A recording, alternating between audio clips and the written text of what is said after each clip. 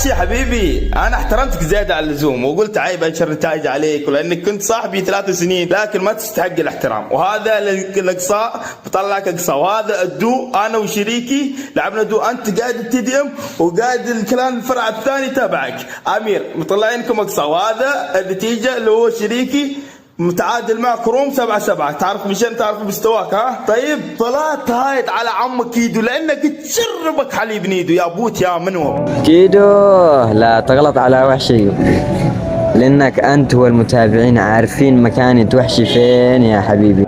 فيا كيدو لا تنسى ان وحشي علمك اصول اللعب وعلمك كيف تغير. فيا حبيبي هذه النتائج الذي أنت منزلها على وحشي، النتائج هذه عبارة عن تسلية وليس طياب.